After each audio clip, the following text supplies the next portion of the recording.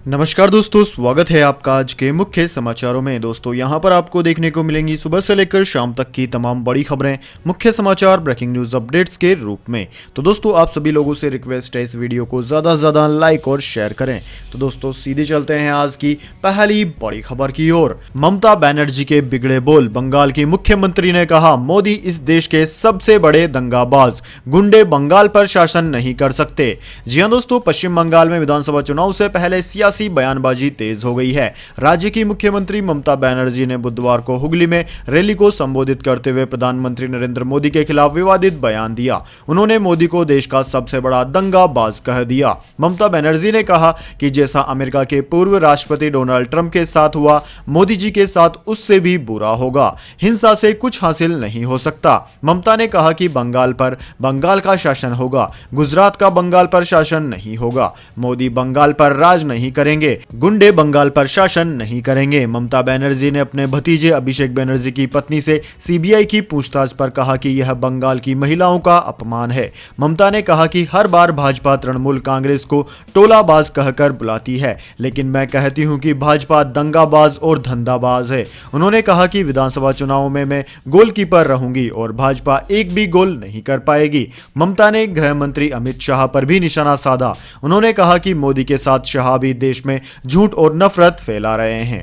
इसके बाद दोस्तों अगली बड़ी खबर। राजस्थान का बजट घोषित। किसानी और सेहत पर जोर। कोई नया टैक्स नहीं लगाया। 50,000 युवाओं को सरकारी नौकरी का किया ऐलान। 50 लाख तक के फ्लैट पर स्टाम्प ड्यूटी 6% से घटाकर 4% कर दी।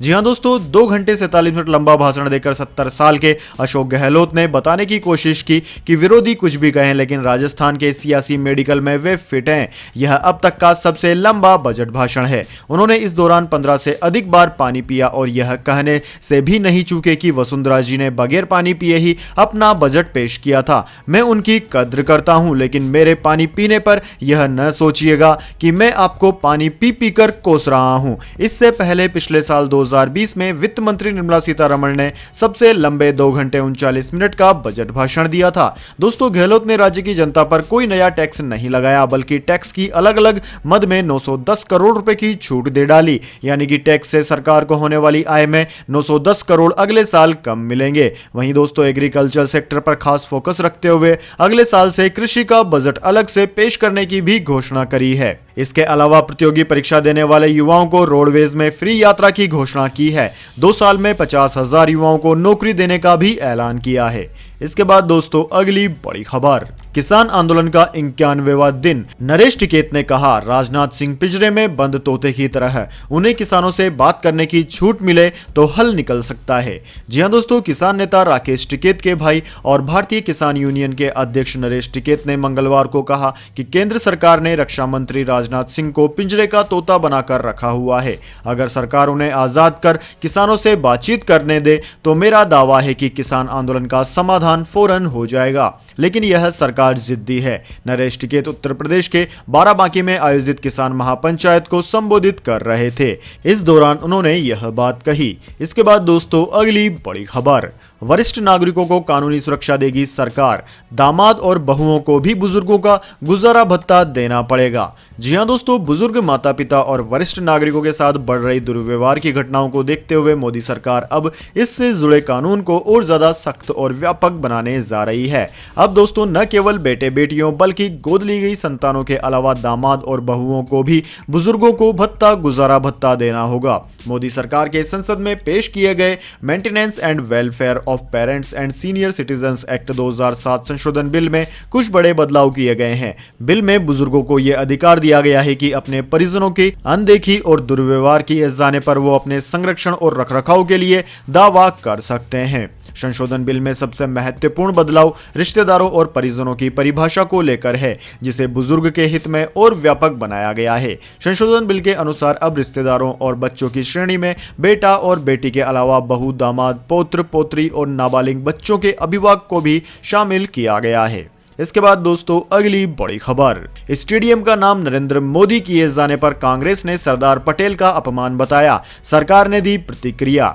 जी हां दोस्तों, गुजरात के मोटेरा स्टेडियम का नाम प्रधानमंत्री नरेंद्र मोदी के नाम पर रखे जाने को लेकर कांग्रेस ने सवाल उठाए हैं। पार्टी ने इसे सरदार पटेल का अपमान बताया है। इसी बीच केंद्र सरकार ने स्पष्ट किया है कि सिर्फ मोटेरा स्टेडियम का नाम बदला गया है, जबकि पूरे खेल परिसर का नाम सरदार पटेल पर ही रहेगा। राष्ट्रपति रामनाथ कोविंद ने आज अहमदाबाद स्थित विश्व के सबसे बड़े क्रिकेट स्टेडियम का उद्घाटन किया। इसके बाद दोस्तों सोशल मीडिया पर मोटेरा स्टेडियम का नाम बदले जाने को लेकर तरह तरह की प्रतिक्रियाएं आने लगी।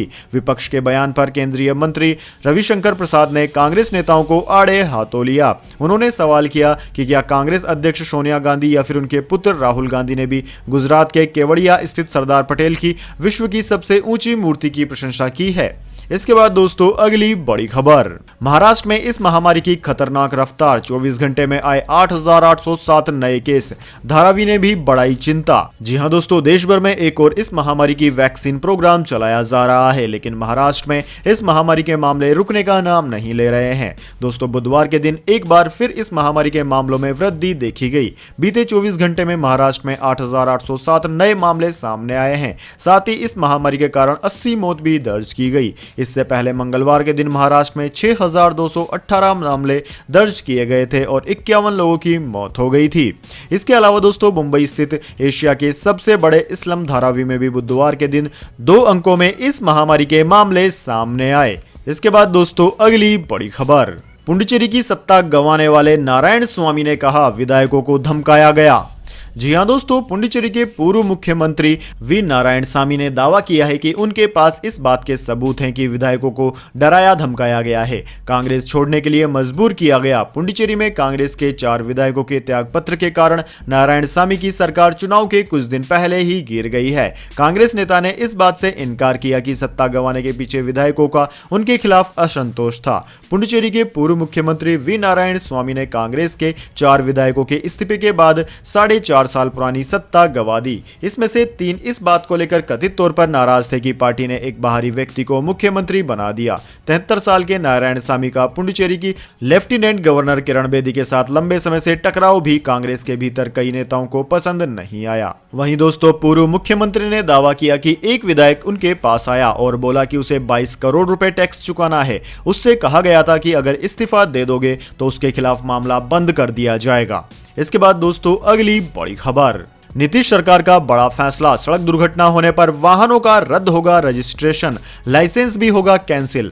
जी हां दोस्तों, बिहार में सड़क हादसों पर लगाम लगाने के लिए सरकार ने बड़ा फैसला लिया है। सड़क दुर्घटना में दोषी वाहनों का अब रजिस्ट्रेशन रद्द किया जाएगा, साथ ही चालक का लाइसेंस भी कैंसिल कर दिया जाएगा। परिवहन सचिव संजय अग्रवाल ने यह फैसला लिया है। इसके साथ ही सरकार ऑटो और बस में ओवरलोडिंग को लेकर भी एक विशेष अभियान भी चलाने वाली है। जिलों में हेलमेट, सीट बेल्ट के साथ फिटनेस जांच अभियान में भी तेजी लाने के निर्देश दिए गए हैं। इसके बाद दोस्तों अगली बड़ी खबर, इस महामारी के बढ़ते मामलों को देखते हुए केंद्र ने 10 राज्यों में भेजी टीमें, संक्रमण रोकने में ऐसे करेंगी मदद। जी हां दोस्तों, केंद्र ने महाराष्ट्र, केरल, गुजरात, पंजाब, कर्नाटक और जम्मू कश्मीर सहित कई राज्यों तथा केंद्र शासित प्रदेशों में इस महामारी के बढ़ते मामलों के मद्देनजर स्थिति से निपटने में मदद के लिए अपने उच्च स्तरीय दल भेजे हैं। केंद्रीय स्वास्थ्य मंत्रालय ने बताया कि 3 सदस्यीय बहुविशेषज्ञता वाले दलों का नेतृत्व स्वास्थ्य मंत्रालय में संयुक्त सचिव स्तर के अधिकारी कर रहे हैं। मंत्रालय ने कहा कि यह दल राज्य और केंद्र शासित प्रदेशों में हाल ही में बढ़े इस महामारी के मामलों के कारण का पता लगाने के लिए प्रशासन के साथ मिलकर काम करेंगे। इसके बाद दोस्तों जान लेते हैं पूरी दुनिया और भारत में क्या है इस महामारी की ताजा स्थिति। तो सबसे पहले दोस्तों बात करते हैं पूरी दुनिया की। तो दोस्तों पूरी दुनिया में इस वक्त तक इस महामारी के संक्रमितों का आंकड़ा 11 करोड़ 20 लाख को पार कर गया है, जबकि दोस्तों इस महामारी से मरने वालों की संख्या 24,83,000 के पार है। इस महामारी का सबसे ज्यादा असर अमेरिका पर हुआ है। अमेरिका में इस वक्त तक 2 करोड़ 82 लाख से ज्यादा संक्रमित मरीज सामने आ चुके हैं, जिनमें से 5 लाख से ज्यादा लोगों की जान भी चली गई है। वहीं दोस्तों अमेरिका के बाद में India, Brazil, Russia, United kingdom, France, Spain, Italy, Turkey आदि देशों का नाम आता है। इसके बाद दोस्तों बात कर लेते हैं क्या है भारत के हालात, लेकिन उससे पहले मेरी आपसे एक छोटी सी रिक्वेस्ट है, अगर दोस्तों आपको अभी तक हमारी न्यूज़ पसंद आई है तो इसे एक छोटा सा लाइक जरूर दे दें, और अगर आपको पसंद नहीं आई है तो बेशक आप डिसलाइक भी कर सकते हैं, लेकिन दोस्तों लाइक और डिसलाइक जरूर कीजिए, क्योंकि दोस्तों यही हमारी मेहनत का फल होता है और इसी से पता चलता है कि आपको हमारी वीडियो पसंद आई है या नहीं। तो दोस्तों जल्दी से जान लेते हैं क्या है भारत के हालात। तो दोस्तों भारत में इस वक्त तक इस महामारी के संक्रमितों का आंकड़ा 1,10,00,000 को पार कर गया है, जबकि दोस्तों मरने वालों का आंकड़ा 1,56,000 के पार है। महाराष्ट्र ने एक बार फिर से इस महामारी के नए केसों के मामले में रफ्तार पकड़ ली है। दोस्तों महाराष्ट्र पूरे देश में नंबर 1 है इस महामारी के सबसे ज्यादा केस पाए जाने के मामले में। महाराष्ट्र में इस वक्त तक 21 लाख से कहीं ज्यादा संक्रमित मरीज सामने आ चुके हैं। वहीं दोस्तों महाराष्ट्र के बाद में केरला, कर्नाटक, आंध्र प्रदेश, तमिलनाडु, दिल्ली, उत्तर प्रदेश, वेस्ट बंगाल आदि ऐसे राज्य हैं जिनमें इस महामारी के सर्वाधिक मामले सामने आए हैं। इसके बाद दोस्तों अगली बड़ी खबर, 1 मार्च से सरकारी केंद्रों पर 45 साल से ज्यादा उम्र के बीमार और 60 साल से ऊपर के सभी लोगों को मुफ्त में लगेगा इस महामारी का टीका। जी हां दोस्तों, देश में इस महामारी के वैक्सीनेशन का दूसरा फेज 1 मार्च से शुरू होगा। 10,000 सरकारी केंद्रों और 20,000 निजी अस्पतालों में टीका लगाया जाएगा। इसमें 45 साल से ऊपर बीमार लोगों और 60 साल से ऊपर के सभी लोगों को वैक्सीनेशन किया जाएगा। अगर इस एज ग्रुप के लोग सरकारी केंद्रों में जाते हैं तो उनके टीके के लिए कोई राशि नहीं ली जाएगी, यह मुफ्त होगा, लेकिन निजी अस्पतालों में इसके लिए उन्हें पैसा देना होगा। दोस्तों जावड़ेकर ने कहा कि सरकारी केंद्रों पर यह टीकाकरण मुफ्त होगा, लेकिन जो लोग निजी अस्पतालों में वैक्सीन लगवाना चाहते हैं उन्हें चार्ज देना होगा। अगले 3 से 4 दिनों में स्वास्थ्य मंत्रालय इस बात पर फैसला लेगा कि निजी अस्पतालों में वैक्सीनेशन के लिए कितनी फीस देनी होगी। स्वास्थ्य मंत्रालय इस संबंध में मैन्युफैक्चरर्स और अस्पताल से बात कर रहे हैं। इसके बाद दोस्तों अगली बड़ी खबर, मौसम समाचार, वेदर अपडेट, जानिए अगले 24 घंटे और पिछले 24 घंटे के मौसम पूर्वानुमान। तो सबसे पहले दोस्तों बात करते हैं बीते 24 घंटों की। तो दोस्तों बीते 24 घंटों के दौरान जम्मू कश्मीर, गिलगित बाल्टिस्तान, मुजफ्फराबाद में कुछ स्थानों पर हल्की से मध्यम बारिश और बर्फबारी देखने को मिली है। वहीं दोस्तों उत्तर पश्चिम भारत के राज्यों में दिन के तापमान में तेजी से वृद्धि हुई। पंजाब, हरियाणा, दिल्ली, पश्चिमी हिमालय राज्यों, राजस्थान के कुछ भागों, असम और मेघालय में तापमान सामान्य से 5 से 7 डिग्री सेल्सियस ऊपर रिकॉर्ड किया गया है। वहीं दोस्तों आगामी 24 घंटे की बात की जाए तो अगले 24 घंटों के दौरान जम्मू कश्मीर, लद्दाख, हिमाचल प्रदेश समेत पश्चिमी हिमालय राज्यों पर मौसमी हलचल बढ़ने वाली है। इन पहाड़ी राज्यों में अगले 24 घंटों के दौरान कई स्थानों पर हल्की से मध्यम और कुछ स्थानों पर भारी बारिश और बर्फबारी हो सकती है। देश के बाकी सभी राज्यों में मौसम साफ और मुख्यतः शुष्क रहने की संभावना है। इसके बाद दोस्तों अगली बड़ी खबर, इंडिया वर्सेस इंग्लैंड तीसरा टेस्ट मैच, पहली पारी में छूटे इंग्लैंड के पसीने, दहाई का आंकड़ा भी नहीं छू पाए 7 बल्लेबाज। जी हां दोस्तों, भारत और इंग्लैंड के बीच 4 मैचों की सीरीज का तीसरा मुकाबला अहमदाबाद के नरेंद्र मोदी स्टेडियम में खेला जा रहा है। इस मैच में टॉस जीतकर इंग्लैंड ने पहले बल्लेबाजी करने का फैसला किया था, लेकिन इंग्लैंड का यह फैसला अच्छा साबित नहीं हुआ और उनकी पूरी टीम मात्र 48.4 ओवर में 112 रनों पर ही भारतीय टीम के गेंदबाजों के आगे घुटने टेक गई। भारत के खिलाफ नरेंद्र मोदी स्टेडियम में खेले जा रहे तीसरे टेस्ट मैच में इंग्लैंड के बल्लेबाज भारत के स्पिनर गेंदबाजों के चुंगल में एक बार फिर फंस गए। भारत के दिग्गज स्पिनर रविंद्रचंद्र अश्विन ने पहली पारी में इंग्लैंड के 3 बल्लेबाजों को पैवेलियन भेजा, जबकि युवा स्पिनर अक्षर पटेल 6 विकेट झटने में कामयाब हुए। इसके अलावा ईशांत शर्मा ने 1 विकेट लिया। वहीं दोस्तों इसके बाद में भारतीय टीम खेलने उतरी और समाचार लिखे जाने तक भारत ने 83 रन बना लिए थे 2 विकेट के नुकसान पर। रोहित शर्मा अपना अर्धशतक लगाकर क्रीज पर टिके हुए हैं। वहीं उनका साथ देने के लिए विराट कोहली भी 19 रन बनाकर क्रीज पर टिके हुए हैं। इसके बाद दोस्तों अगली बड़ी खबर, गोल्ड सिल्वर प्राइस टुडे, सोने और चांदी की कीमतों में आज हुआ परिवर्तन। जी हां दोस्तों, आज गोल्ड खरीदने वालों के लिए अच्छी खबर है। दिल्ली सराफा बाजार में सोने की कीमतों में गिरावट देखने को मिली है। सोने की कीमत 148 रुपए घटकर 46,307 रुपए प्रति 10 ग्राम पर पहुंच गई। वहीं दोस्तों दूसरी ओर चांदी की बात की जाए तो चांदी की कीमतों में भी बड़ी गिरावट देखने को मिली है। चांदी 886 रुपए की गिरावट के साथ 68,676 रुपए प्रति किलो पर पहुंच गई। इससे पहले दोस्तों यह एक दिन पहले 69,562 रुपए प्रति किलोग्राम पर बंद हुई थी। इसके अलावा दोस्तों अंतर्राष्ट्रीय बाजार की बात की जाए तो अंतर्राष्ट्रीय बाजार में सोना $1807 प्रति औंस, जबकि चांदी $27.63 प्रति औंस पर रही। इसके बाद दोस्तों अगली बड़ी खबर, आर्मी चीफ नरवणे ने कहा, चीन के साथ रिश्ता वैसा रहेगा जैसा हम चाहेंगे। जी हां दोस्तों, army chief general M Naravane ने बुधवार को दो टूक कहा कि चीन के साथ भारत का रिश्ता वैसा ही होगा जैसा हम चाहेंगे। उन्होंने कहा कि मुझे लगता है कि यह पूर्ण रूप से सरकार की सोच है कि चीन के साथ हमारी रिश्ता उसी तरीके से विकसित होगा जैसी हमारी इच्छा उसे विकसित करने की होगी। आर्मी चीफ ने कहा कि एक सरकार के तौर पर, एक राष्ट्र के तौर पर हमने दिखा दिया है कि जो भी समाधान हुए हैं उनमें हमारा राष्ट्रहित सर्वोपरि है। जनरल नरवणे ने आगे कहा कि एक पड़ोसी के तौर पर हम चाहेंगे कि सीमा पर शांति और स्थिरता रहे और कोई नहीं चाहता कि सीमा पर किसी तरह की अस्थिरता रहे।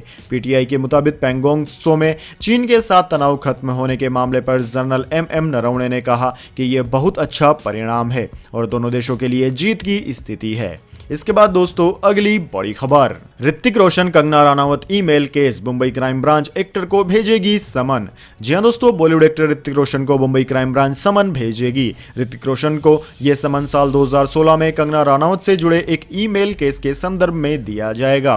दोस्तों आपकी जानकारी के लिए बता दें, दिसंबर 2020 में ऋतिक रोशन ने 4 साल पुराने केस को क्राइम ब्रांच इंटेलिजेंस यूनिट को ट्रांसफर कर दिया था। एक्ट्रेस कंगना रानावत से जुड़े इस मामले की जांच पहले साइबर पुलिस कर रही थी। दोस्तों आपकी जानकारी के लिए बता दें, ऋतिक ने कंगना के अकाउंट से 100 से ज्यादा ईमेल मिलने पर साल 2016 में शिकायत दर्ज कराई थी। क्राइम ब्रांच के एक अधिकारी ने इस खबर की पुष्टि की थी कि CIU पता लगाएगा कि कहां पर जांच रुक गई थी और आगे की जांच शुरू की जाएगी। ऋतिक ने 2016 में क्राइम ब्रांच पुलिस स्टेशन में IPC की धारा 419 और IT एक्ट की धारा 66C और 66D के तहत अज्ञात लोगों के खिलाफ FIR दर्ज करवाई थी। इस केस में कंगना रानावत का नाम भी सामने आया था। इसके बाद दोस्तों अगली बड़ी खबर, 2020 ग्लोबल स्मार्टफोन सेल्स बिक्री में 14% गिरावट के बावजूद पिछले साल सैमसंग ने बेचे सबसे ज्यादा फोन। चौथी तिमाही में एप्पल टॉप पर रही। जी हां दोस्तों, ग्लोबल रिसर्च और एडवाइजरी फर्म गोर्टर ने अपनी रिपोर्ट में बताया कि 2020 की चौथी तिमाही में दुनिया भर में स्मार्टफोन की बिक्री में 5.4% की गिरावट आई। पूरे साल की बात की जाए तो स्मार्टफोन की वैश्विक बिक्री में 12.5% की गिरावट आई है। पूरे साल में सबसे ज्यादा फोन सैमसंग ने बेचे और चौथी तिमाही में एप्पल टॉप पर रहा है। दोस्तों सैमसंग ने 2020 में सालाना बिक्री में 14.6% की गिरावट दर्ज की। हालांकि पूरे साल में 2.53 लाख से ज्यादा फोन बेचकर कंपनी दुनिया की सबसे बड़ी स्मार्टफोन विक्रेता कंपनी बन गई। इस क्षेत्र में स्मार्टफोन विक्रेताओं जैसे कि Xiaomi, Oppo, Vivo से कड़ी प्रतिस्पर्धा का सामना उन्हें करना पड़ा क्योंकि ये ब्रांड वैश्विक बाजारों में मजबूत पकड़ बनाए हुए थे। वहीं दोस्तों चौथी तिमाही के आंकड़ों के अनुसार सिर्फ 3 कंपनियों ने बिक्री में बढ़त हासिल की, जिसमें एप्पल, Xiaomi और Oppo शामिल है। चौथी तिमाही में दुनिया भर में 3.84 लाख से ज्यादा स्मार्टफोन बिके। यह 2019 की चौथी तिमाही की तुलना में 5.4% की गिरावट है।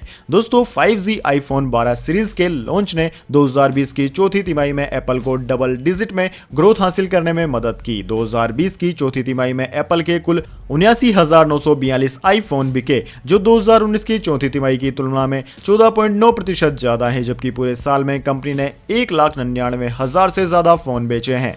रिपोर्ट के मुताबिक चौथी तिमाही में एप्पल सैमसंग को पीछे छोड़ते हुए सबसे बड़ा स्मार्टफोन विक्रेता बन गया। तो दोस्तों यह थी आज की तमाम बड़ी खबरें। इसके बाद दोस्तों बारी आती है आज के माइंड क्विज क्वेश्चन की। जी हाँ दोस्तों, एक आसान से सवाल का जवाब देकर आप जीत सकते हैं एक अमेजिंग सरप्राइज गिफ्ट हमारे यूट्यूब चैनल की ओर से। तो दोस्तों आज का सवाल आपकी स्क्रीन पर आ चुका है। दोस्तों आपको बताना है नेपाल की राजधानी कौन सी है। जी हाँ दोस्तों, अगर आप जानते हैं भारत के पड़ोसी देश नेपाल की राजधानी का नाम, तो जल्दी से कमेंट बॉक्स में लिख दीजिए। अगर दोस्तों आपका जवाब होता है एकदम सही और आप चुने जाते हैं लकी विजेता के रूप में, तो आपको मिल सकता है एक अमेजिंग सरप्राइज गिफ्ट हमारे यूट्यूब चैनल की ओर से। तो दोस्तों जल्दी से अपना उत्तर कमेंट बॉक्स में लिख दीजिए, वीडियो को लाइक कर लीजिए और चैनल को सब्सक्राइब करके बेल आइकन भी दबा लीजिए। धन्यवाद। वंदे मातरम। जय हिंद, जय भारत।